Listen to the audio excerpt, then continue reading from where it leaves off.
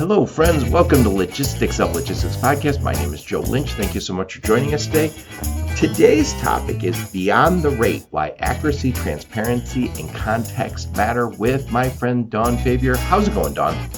Great, Joe. How are you? It's great to be here.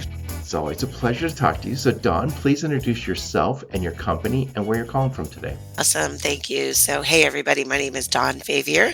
I am the president of Triumph Intelligence, formerly the CEO of Green Screens AI, and I am calling in from beautiful, hot South Florida today. Very nice. Very nice. So, I think everyone would recognize you as from Green Screens, but Green Screens got acquired by Triumph. And we were talking before we hit the record button about why that's such an important acquisition and why this such an upgrade for Green Screens was already the leader in this space, but now you got a lot more data and a lot better data. So anyway, enough of my blather. Tell us a little bit about Triumph and then why that acquisition was so important. Absolutely. So look, I think most people in the market recognize Triumph for having, served the transportation industry really more from the back office, right? Our factoring business, our audit and payment business, offering a lot of financial services to the industry, whether that's insurance or lending or whatever the case may be. But going back about a year ago, Aaron Graff, the CEO of Triumph, announced that they were creating a new business segment called Intelligence. And really, if you think about all of the services that Triumph offers, again, payments, factoring, audit, all of those financial tractions, Triumph as a company touched about 65% of the truckload freight that moves in North America. So they were really sitting on this mountain of really valuable data. So not only is there a huge volume of data, but it's audit quality, right? These are actual payments. So it's accurate data. And there was a real ask from the industry of what can you do with that data to help us as an industry? So the company announced about a year ago that they were creating this new business segment called Intelligence. In December of last year, they acquired a company called Isometric Technologies, who many of you may be familiar with. And they really focused on performance, right? So carrier performance, broker performance in serving both the shipper and the broker markets, right? So think about it as being able to see, based on big data and AI, our machine learning generated models on how is a carrier or broker performing on key metrics like on time pickup, on time delivery, bad bounces, right? So when a carrier is falling off a load at the last minute, lead time. So that acquisition was made in December. In February of this year, we announced that Triumph and Green Screens had signed an agreement to be acquired. We actually closed that deal in May. So what we've really done now is we've brought the pricing intelligence that Green Screens had and the performance intelligence that ISO had together as Triumph Intelligence, and more importantly, all of that being powered by what we call the Triumph Network, which is that data. So, as I said, as a company, we're touching now more than 65% of the truckload freight that moves in North America. And it's, again, audit quality, highly verified, real-time data. Yep. And just to be clear for anyone listening, you guys work with brokers, shippers, carriers, and the factoring companies. So to your point, 65% of the industry you're touching on a regular basis. So I want to talk a little bit. I asked you before we hit the record button if we could talk a little bit about Green Screens. We're going to talk about mostly Green Screens as Triumph Intelligence, but it was such a successful company. Over the last 10 years, we've seen all sorts of companies come and go, really powerful ones that just seemed like they were changing the industry, and then all of a sudden they faded away. It's an extremely competitive, difficult market. And of course, having 3.5-year freight recession hasn't helped a lot of people. And so with Green Screens, It was about 5 years old when you sold? That's right. Yeah, just over 5 years old when we sold. We were founded in March of 2020. So who were the founders? So the original founders of the business, Ben Gordon was the chairman of our board, who many of your listeners, and I know I you know just talked Ben to Ben. well. Okay, there you go. So Ben, as an individual investor, he was the chairman of our board, so he was a founder. But really, a gentleman named Felix Lubiczewski.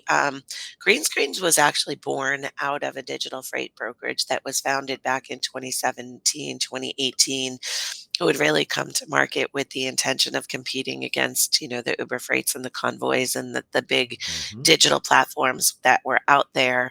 But along their journey, they determined that um, i- they weren't nearly as well capitalized as some of those, big Silicon Valley funded companies. So made the decision in 2020 to really extract the technology out of that business, pivot that brokerage to be more of a traditional freight brokerage and start a new venture with the technology, and that's what became Green Screens. Now, as you can imagine, there was a lot of technology that they had developed as a digital platform just to run their own business, right? But most of that was kind of commoditized, right? It was TMS technology that again, was really commoditized. But there was this one piece that they had started, they called the price finder, which was the very early stages of machine learning based price prediction.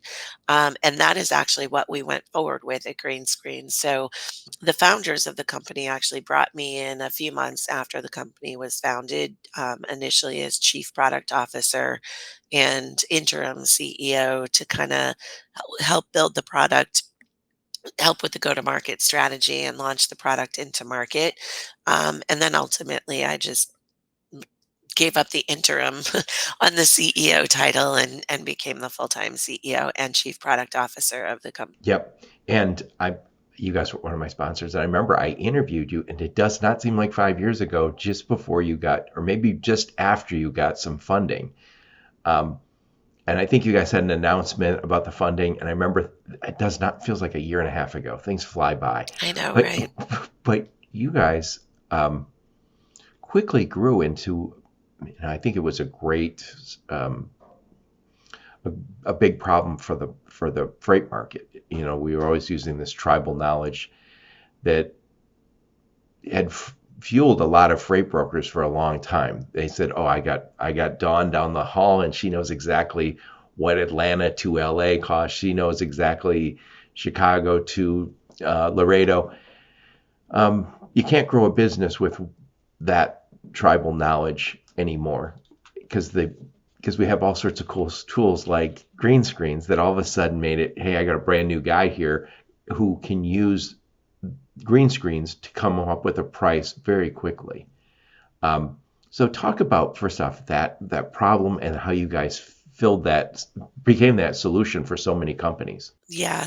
I mean, look, there's no denying that we came to market at really probably the perfect time, right? We came into the market in March of 2020, and COVID kind of threw the entire industry for Oh a boy. loop, and freight rates were astronomically high. It was unprecedented. So there was a lot of volatility, and that's really what we are addressing. Where it's still addressed, and we're addressing at the time is the fact that we were predicting forward, right? And rates literally were doing this on a day by day basis. Who knew what the rates were going to be? So it was just perfect timing for us to come into the market. As you mentioned, we've been in a freight recession now for almost 4 years, and riding that high, things have certainly changed. We went from a high to a low, and we've been bouncing there at the bottom. The good news is that, we only needed to pivot our messaging about the value that we provide ever so slightly, because then it became less about, um, buying as low as you possibly can and optimizing the buy side. So a broker, because that was our and still is our primary customers, freight brokers. We're optimizing where you're buying at, which is still important, but became more about optimizing your margins, right? So We only needed to really tweak our messaging ever so slightly, but really double down from a product development perspective on helping customers to, optimize their selling strategy. And what we like to talk about today, and for some time now, is, we'll kind of call it the Goldilocks rate, right? So everybody knows the story of Goldilocks. This one's too hot, this one's too cold, this one's too soft, this one's too hard, and about finding just right. Well, we'll say the same thing about rates, right? Mostly on the sell side. If you offer a rate to a shipper too high, you're likely not going to win the business. If you offer a rate to a shipper that's too low, a couple different things can happen, right? Either, if you're bidding that to the shipper and you don't have a truck in hand, you may not be able to cover that load when you do win the business, where at a rate which will either help you reach your margin target, or even worse, you could lose money on it, right? If you're quoting the customer. Or, the other thing that could happen is you win the load because you've bid it low. You are able to cover it with enough margin, but then the carrier falls off the load because they got an opportunity to take a load with a better rate, right? And then what happens? You have a pissed off customer, and you may ultimately end up losing the business anyway, even though you bid it low, right? So what we talk about is trying to help our customers by an understanding of A, what's happening in the market, B, customers' willingness to pay, C, what is the company, the freight broker's strategy, pricing strategy. Are they trying to optimize for volume or for margin? And being able to do that by customer, by distance, by any number of different dimensions, if you will, getting to that sweet spot or that Goldilocks rate, right? Right. Because, Right. look, you may get a 35% rip, 35% margin rip on a load once or twice, but that's not going to last, right? Somebody is going to come along and outbid you for the most part. So how do we help you find that sweet spot that allows you to meet your pricing strategy goals, whether that's, a margin target or a volume target or whatever the case may be? Yep. Yep. It's so important. And by the way, we talk about the freight recession, as you said, almost 4 years. I know it's 3.5 at least. Um, I was at a lot of conferences recently. I was at the CSCMP. I was at the Automotive Logistics and Supply Chain Conference. All great. Those are both great conferences. Um, One of the things I heard at these, and I was also at IANA out at Long Beach. What I've been talking to a lot of brokers and carriers, and I think particularly the brokers, they used to get those big rips, as you say, the 35%. Now I think the average margin's down to 12%.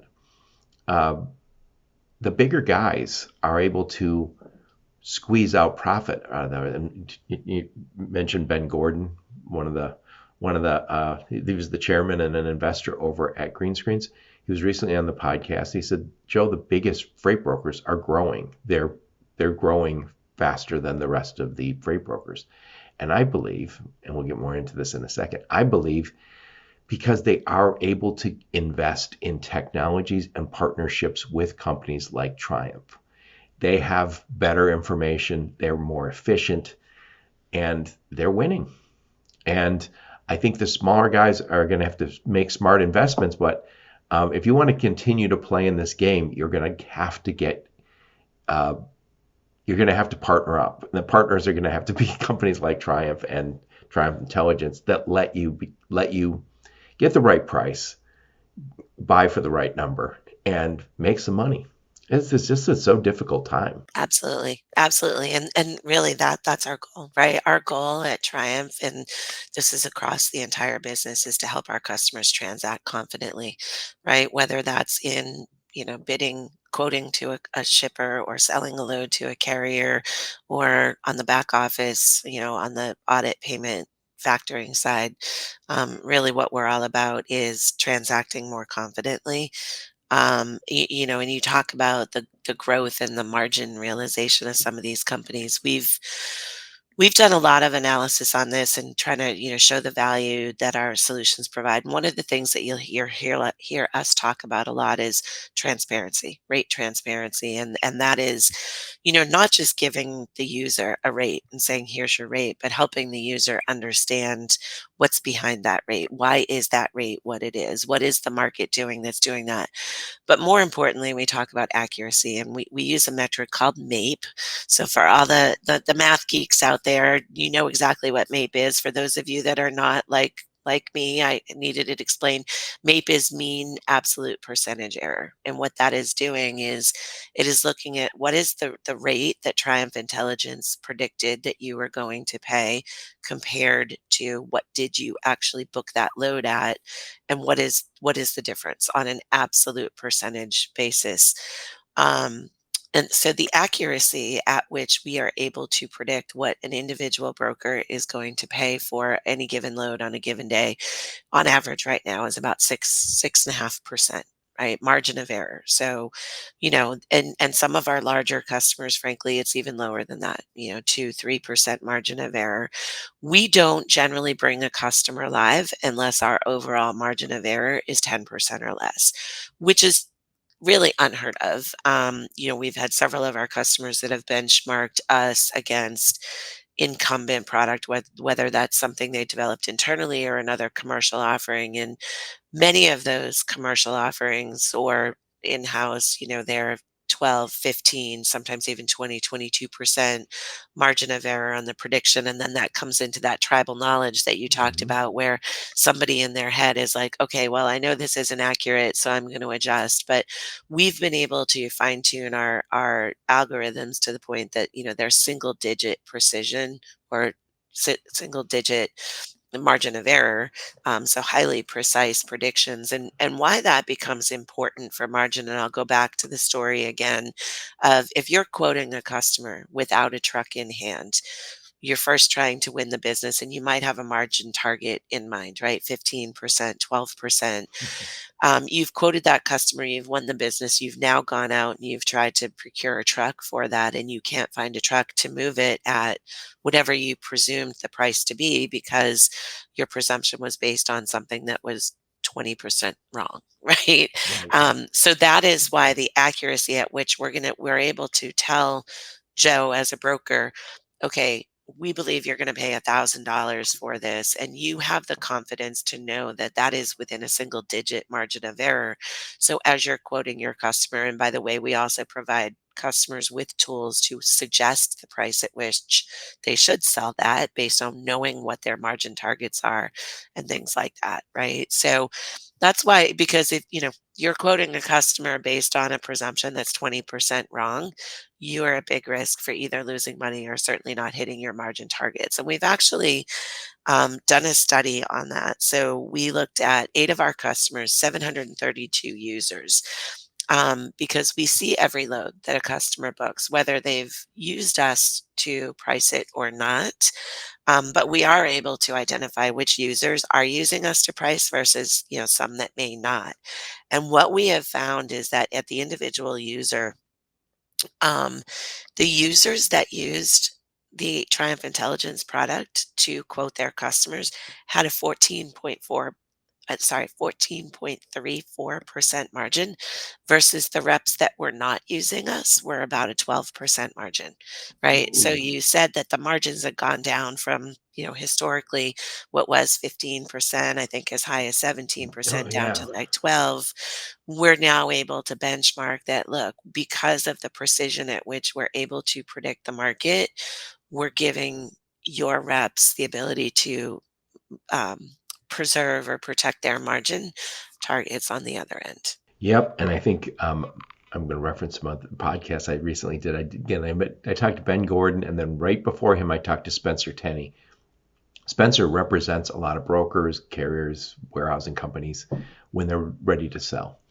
And he said the companies that I'm representing who are getting sold to larger freight brokers right now, they have fatter margins. And he said they built their business in a way. Now they might have a niche that allows them to get that. So they say we're the best oil field transportation company out there that's not huge.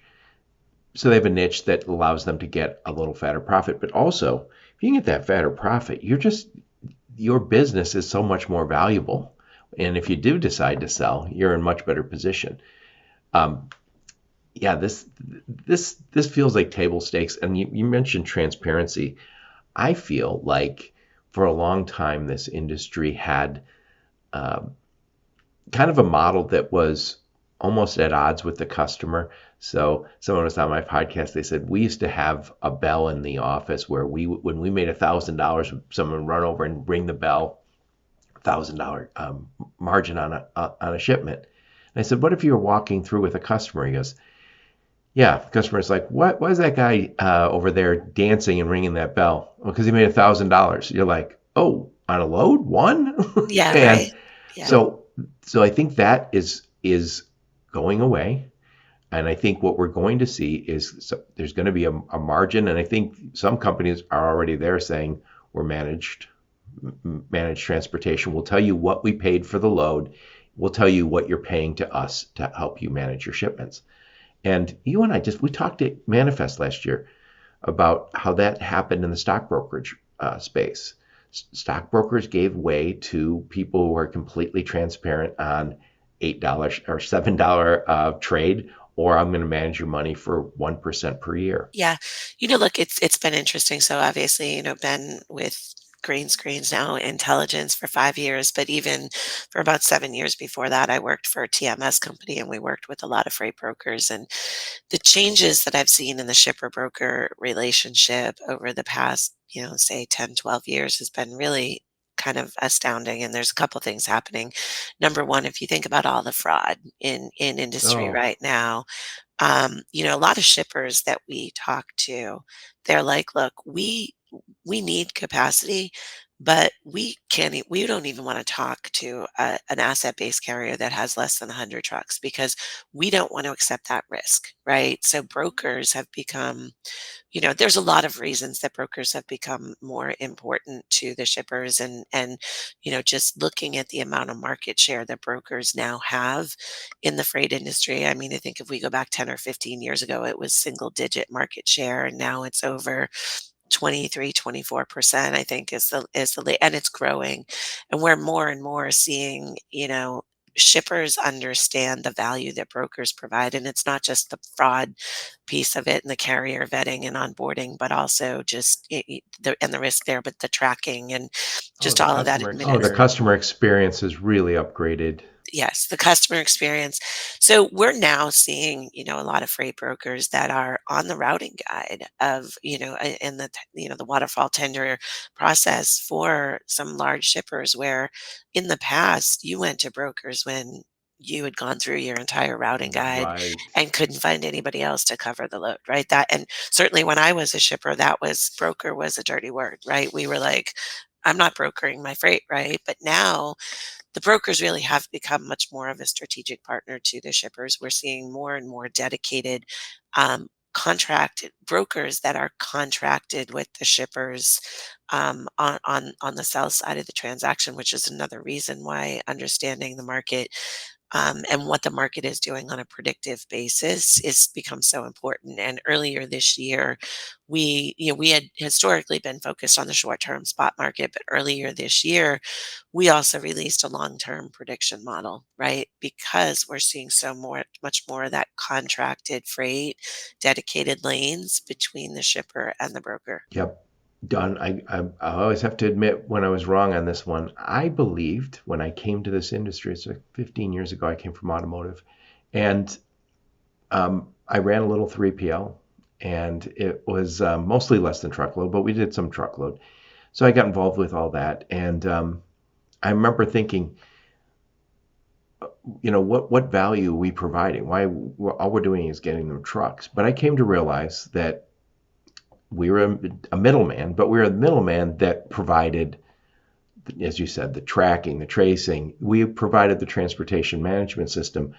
It was the customer experience. But I thought technology would displace the brokers because carriers would find it that. Well, what happened is the carriers invest in the ultimate technology, trucks, and we've had the best brokers invest in customer experience and technology that has made it so much easier to work with. And I think, you said it was a dirty word when you were still a shipper. It felt like, oh, this is a scam. These are just middlemen. If the middleman is adding that much value, you happily bring them in. And 100%. so, 100%. I, And I don't think that's gonna change anytime soon. I think we're gonna see brokers become more and more strategic partners. And, look, some of the things that we're looking at right now is how do we help better facilitate the quarterly business reviews, right, between the shippers and the brokers, right? How do we get everybody working off of the same pane of glass, if you will? I know that's an overused term, but from a quarterly business review and a more strategic partnership perspective. So right yeah, on. yeah, it's funny because I when I was in that business, I would argue that we're adding a lot of value. I'm saving you money. And they was like, how are you saving us money? You add cost. And I was like, well, go. I'm bringing in carriers you don't know. I have a relationship with carriers you don't know. That's why I'm getting there. But I always thought that tech will allow us to get there. Nope. The brokers are here to stay. They So, are here to stay. And look, most shippers realize that they are paying a premium oh for yeah, the broker service, and they're willing to do that for that customer experience, as yes, you said. yes. And right now we are talking about all of this fraud. I bring it up. It seems like every other episode. Cybersecurity, freight fraud, and cargo theft. They're siblings, I think. And um, there's a challenge. If I was a shipper right now, I would want to go with a really good broker who would say, "Don't worry, Joe, I got your back. I'm going to take care of you." I've heard just horror stories lately, and I'm doing an interview coming up here probably in the next week or so. Sammy Hagar uh, and Guy Fieri own a tequila company, and they lost 2 truckloads that was $1 million worth of tequila. Now I was just at CSCMP and people were bringing it up, and I was like, "How did I miss this?" But then somebody sent me a note about it, and I'm doing an interview on it. But somebody wrote an article that said, "No guns, no audacious anything. This is just getting into systems and stealing $1 million worth of tequila." This is so much more than the opportunistic theft that we saw 10 years ago. This is sophisticated. And when they knew exactly where that was coming from. I talked to somebody who was in Mexico recently, but he's lived over in the US too. He's a Mexican guy. And he said, Joe, he goes, the theft is so much more planned out. Oh, yeah. The bad actors are getting very sophisticated, Yep. very, very sophisticated. And I think, the the more technology that comes to market to address fraud and theft, the smarter the bad actors Yeah. get. By the way, we'll talk more about this in a minute, but that's why you got to get to the Broker Carrier Summit, which Dawn sits on the board of the Broker Carrier Summit. So when is the Broker Carrier Summit and where is it? The Broker Carrier Summit is October 28th, 29th, and 30th. Yes, in Orlando, Florida. So Very check it nice. out, brokercarriersummit.com. I'm super honored to be part of the Broker Carrier Summit. It's fairly new. I think we've been doing this for just over 2 years. I joined as a participant sponsor when they had their second event in Tampa, Florida. It was October 2 years ago, so 2023. It was the second event. Dan Lindsay, who was the founder, had done the first one in Indianapolis. It was something like 35 people showed up in a conference room, Right. with the goal of giving brokers and carriers, smaller brokers and owner operators, small fleets, the opportunity to network and just get in a room and talk through the issues, because I'm a firm believer that, problems are solved when people are actually talking to each other. And face to face is even better. But Dan had done the first one. I got involved as a sponsor. in Tampa, where we had about 135 people show up, right? So we went from 35 to 135, and then we did the next one in Kansas City, and it was 300 people. So we will be in Orlando this October, and I think we're tracking towards 700 Right. people, and it's all freight brokers and carriers and tech providers, but it's not your typical conference. It really is designed for networking and education. There is no expo hall. Our vendors are all told, this is not a selling event for you. There are no hard sells, right? And I'm also kind of the technology liaison. We are there to listen, right, to the market and to hear these conversations that are happening between the brokers and the carriers because, I'm a firm believer that technology can either um, be a deterrent. It can either, help to enable solving a problem, or it can create problems when the technology in the middle isn't kind of designed to help. So that's why we're here, right? We're Yeah. we're there to really listen to these conversations and give brokers and carriers a forum to come together. Also, I know a lot of business gets done at these. So you get to know the brokers that you want to work with if you're a carrier. And if you're a carrier, you get to know some Yes. brokers. I said to Ann Renke a few years ago, we were doing something on freight fraud. And she said, before we hit the record button, what would you do, Joe? I said, well, of course I'd go after all the cool tech that's out there. I want to use all the tech, the highways and the freight verifies, all of them. Go ahead, get the tech. Make sure you vet. But also, if you don't get ripped off by the guy you've been working with for 5 years. I said, if you talk to them on the phone on a regular basis, you're probably not getting robbed by them. I do believe the freight recession has hurt us a little bit too, because I do think a lot of brokers and maybe even carriers too are getting a little desperate and making risky decisions. I don't know that. That just makes sense to me. Yeah, but you're right on about the relationship piece. And there's so many cool stories that have come out of Broker Carrier Summit of, the owner operator who came and, you know, formed relationships with two or three brokers that they're now hauling dedicated lanes for, right? That fit perfectly in this driver's network that maybe get him home every weekend, right? Because he came to this conference and he met a broker at Broker Carrier, so it's Yep. been a movement, for the past couple of years. Yeah, I told Dan, I know you're the founder and you own it, but it feels like everybody who's involved with Broker Carrier Summit feels some ownership towards it. I said it's a very unique conference in that way. So again, I'll see you down there, Orlando, October 28th, 29th, and 30th. Not too shabby.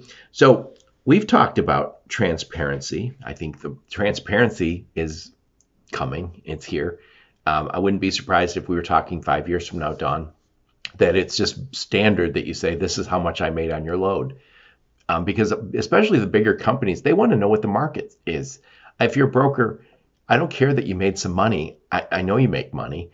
I just want to know, is the cost of the shipment, I mean, is the cost of the carrier, is it going up or is it going down? I think if I'm the customer, I want to know that. My boss's boss's boss expects me to know everything about what I'm doing. So transparency coming, accuracy. With what you guys are doing, you're you're 6% right now. That's really good. But I'm assuming that within a year or two, if I talk to you, you'll say we're at 3% because you've got more data and you're getting better and better at this. Well, yeah, I mean, look, I talked about, now being part of the Triumph family and having access to this network of data that Triumph has, and It's got to be a mountain of data.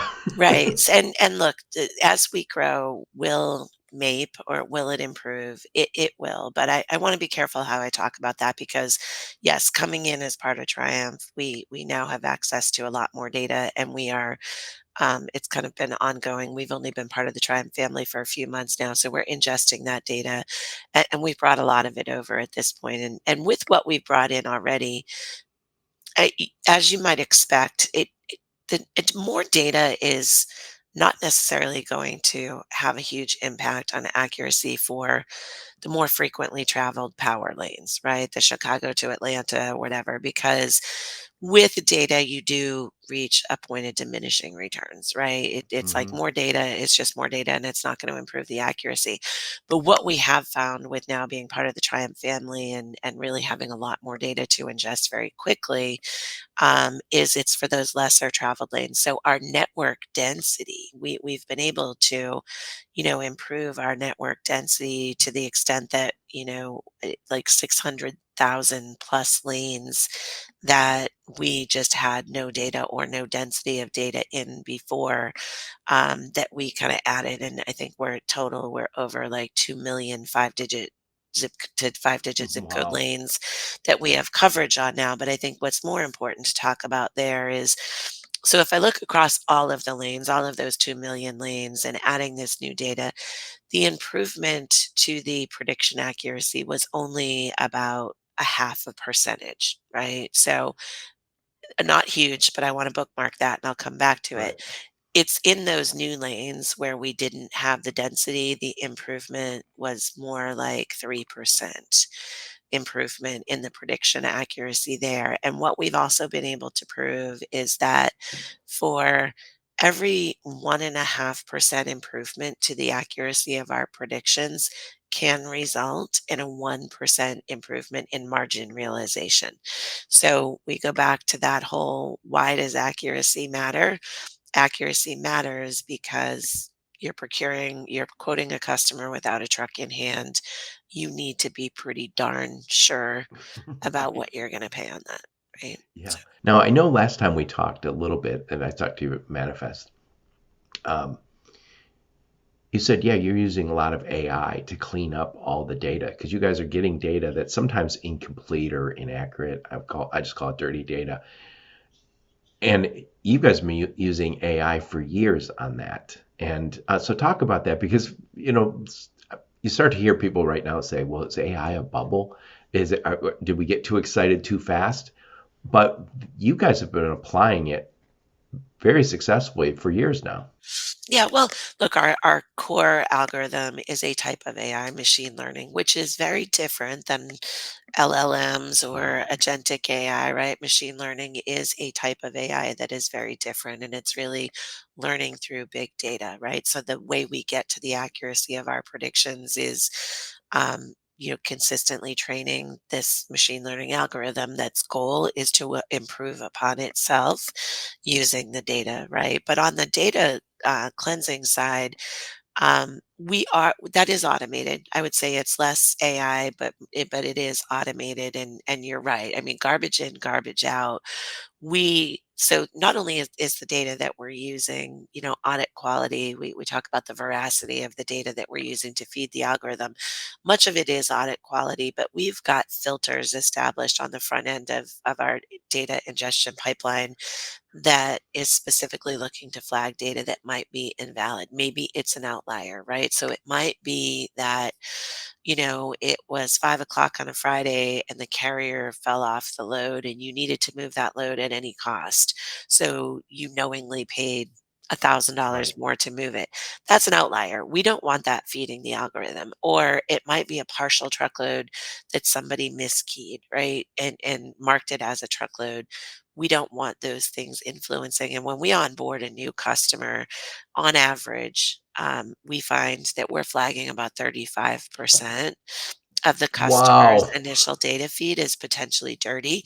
And then we work with the customer to adjust some of those filters to fit their business. And I'll give you an example of that. We have a default filter that says anything under 5,000 pounds is likely a miskeyed LTL or partial truckload. Right.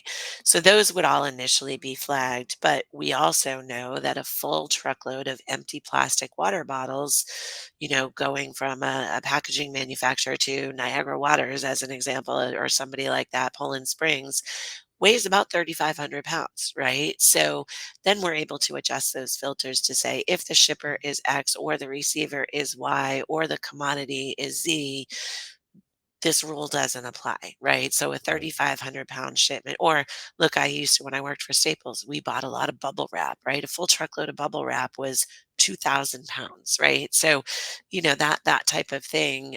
So we can adjust those filters to ensure that for each customer, we're getting the maximum amount of data that's feeding the algorithm, but still protecting the algorithm from those outliers and user errors and miskeyed shipments and things like that.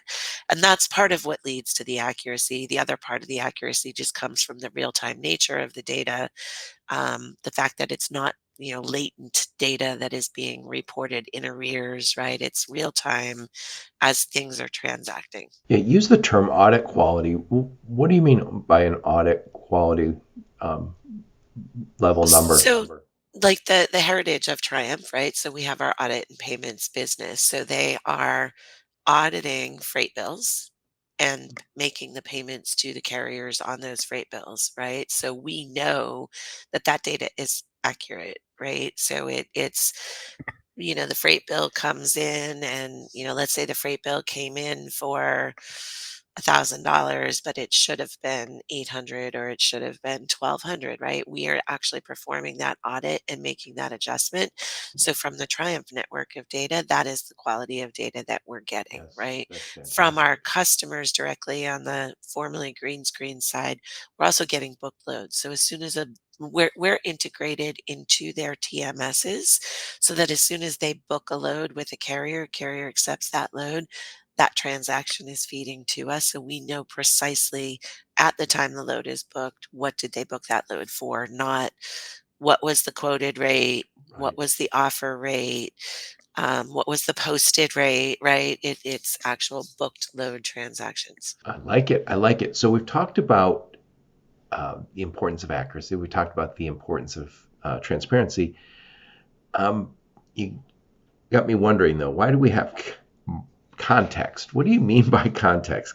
So again, our title is Beyond the Rate: Why Accuracy, Transparency, and Context Matters. Why does context matter? You just keep teeing up the softballs for me. I love it. Um, so context, and what we mean by context is, look, not all brokers have the same buying power, right? And by the way, Oh, yeah. size doesn't matter, right? Because, people may presume, well, a CH Robinson or a Echo or a TQL, they have more buying power than a small to medium sized broker. And while that may be true in some cases, there are a lot of smaller brokers out there that have specialized in certain areas, whether that's geographical or commodity or things like that. They've differentiated services to certain industries, or they've just created some great carrier relationships that allow them to sell more effectively. So all of our customers really get two things from us. They get a market rate, which is, you think about this network of data that is 65% of the transactions in North America. Um, Aggregated, anonymized, which is kind of directionally what is the market doing on a predictive basis. But more importantly, every broker gets their own personal machine learning model that is trained based on their data, based on their buying power, based on their carrier and shipper relationships to contextually understand what is their buying position and buying behavior in the market. So they are always seeing this is what the market rate is, $1,000, but based on your buying power in this lane, your carrier relationships, your thing, you whatever, we predict that you're going to pay 1,100 because you maybe have never moved this lane before. You don't have carrier relationships there. This is a new lane for you. So they see that at any given time. They also, each of those rates has what we call a confidence score associated with it. And the Oh, I confidence like that. score is really showing it's how much data do we have behind this, what is the volatility that we're showing in the market, what are the spread of potential outcomes when we look at the data, right? If we're looking at a lane and there's a range of rates that are between $1,000 and $1,600, we may give that a lower confidence score because look, people are buying all over the place. Whereas if we can see that people are consistently buying within $100 range in a lane, that may drive a higher confidence score. So what we kind of train our users is look, if your rate, which we call the verified rate, is the customer specific contextualized rate, has a lower confidence score than the network rate, and you may want to lean more towards that network rate or that market rate, right? That has a higher confidence score. So that's really what the context means. In addition to that, and I mentioned this earlier, we're not just spitting out a rate and saying, here's your rate, take it for what it is.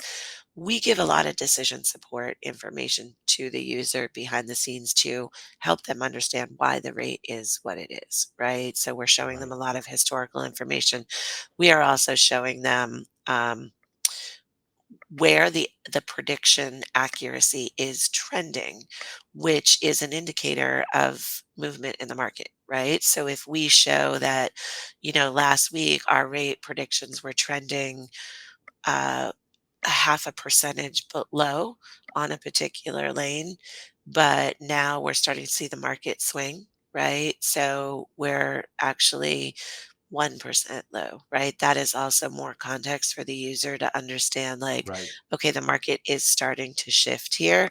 I might need to build a little bit more margin into this when I quote my customer, right? So, Yeah, I love what you guys are doing. It just makes so much sense because this industry sees shocks. COVID is in our rearview mirror, thank goodness. But the rates were all over the place for a minute, and they just went higher and higher and higher. But eventually, they came back down. And as they were coming back down, I just know there were people saying, "Oh my God, I'm going to get rich. That's going to be $1,700 for that, or $18,000 for this load." They were so excited, and then one day, it was no longer that rate, and you need to know that, especially as you're trying to build these longer term relationships with carriers. You need to be able to say, I got to know what's happening in the market. I can't miss. I can't miss it going up or down because it's gonna bite me. that's right. So anyway, I'm going to summarize what we talked about. Then we're going to get your final thoughts on the topic. So I'm talking to my friend about, I didn't say it yet, also my third cousin. That's right. We found Long that on lost. Ancestry. Yes, we so did. talking to my friend and cousin, and we're talking about Beyond the Rate, why accuracy, transparency, and context matter with Dawn Favier. And Dawn, one of the early people at Greenscreens, the CEO of Greenscreens, and Greenscreens was such a wild success. It feels like a meteor, just kind of flew by. I know it was 5 years that you guys had the company, but it grew so fast, and now you're part of the juggernaut that is Triumph, and you guys are now not Greenscreens, you're Triumph Intelligence. But this is a tool that the reason you guys grew so fast is because it was a tool that everybody needed. And I think I talked to you even before you guys really started taking off. I was talking to you, and it made so much sense because we had always depended on tribal knowledge. We got a guy down the hall who really understands that rate. I got a buddy who owns a trucking company. He always has his finger on the pulse of that's fine. Don't give that up. You can still use it. But now you can get Greenscreen's perspective. And if you think, oh, that's $1,800 and Greenscreen says it's $1,900, all right, maybe you'll make an extra phone call. You don't have to trust all this data, but I know what happens over time because I've talked to people. Over time, they start saying, I don't have to make all those phone calls. I don't have to ask the guy down the hall. Greenscreens is close enough on the rates, what you have to pay. And now you guys are also helping on what I should price it for. What the market will tolerate, what your margin expectation is. And this is so important because brokers are being squeezed over the last 3.5 years, almost 4 years. You said 4 years. I'll trust you. It's been a very difficult market. And if you're going to be successful, you're going to have to invest in the technology that the big boys already are using. So we talked about accuracy, which leads to better margins, higher win rates, and stronger relationships. We also talked about transparency. Accuracy means little without visibility. I'm reading right from some notes here. Brokers should use this is data based on real market averages. You're not guessing anymore. And then the market context we just talked about. The big difference, I think if there's one thing you want to take away, using green screens, you get 14.3% margin. Not using it, you get 12. 2% of gross margin is the difference between failure and success for so many companies right now. Enough of my blather.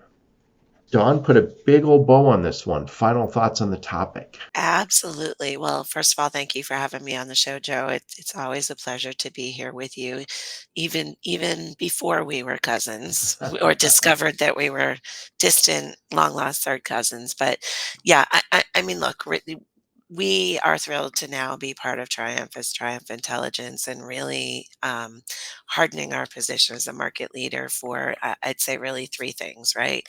Transactional execution from a pricing perspective, margin optimization, and market intelligence for brokers, shippers, carriers. We have just begun. Our mantra at Triumph is, helping the industry to transact confidently.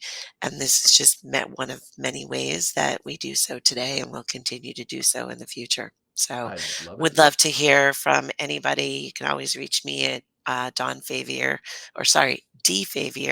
at tfin.com. You can check out our website or LinkedIn, and we'll be at some of the conferences out there, F3, Technovations, Broker Carrier Summit. So look for our folks out and about. Yes, you can't go to conferences. Well, I should say, when you were green screens, you could not go to a conference without seeing them. But you also would see Triumph at all the same conferences. So you just still expect to see you guys. And what I'll do, Dawn, is I'll make sure I put a link to your LinkedIn profile, link to your website, any other links you and your go-to-market team give me. I'll also put a link to my recent conversation with Ben Gordon, because he talked a little bit about this transaction. And I love what you guys are doing. One more time, what problem do you solve for your customers, and who are your customers? Awesome. Yes. So we sell pricing intelligence to freight brokers today. And really, again, our goal is to help freight brokers transact confidently. We are predicting both market rates as well as a contextualized individual rate of what an individual freight broker is going to pay, and also providing some sell side guidance to help the customer optimize win rate and margin associated with that. I love it. I love it. Thank you so much for taking the time, Dawn. It's always a pleasure to talk to you. You too, Joe. Thanks for having me. And thank all of you for listening to my podcast. Your support's very much appreciated. Until next time, onward and upward. You have been listening to the Logistics of Logistics podcast, where we engage with leaders in the logistics and supply chain community. If you like what you hear, please subscribe, hit the like button, and leave us a nice review on Apple or Spotify or wherever else you listen. Also, please check out our videos on YouTube and connect with us on LinkedIn. We're very big on LinkedIn. And you can also reach us on the logisticsoflogistics.com, our website.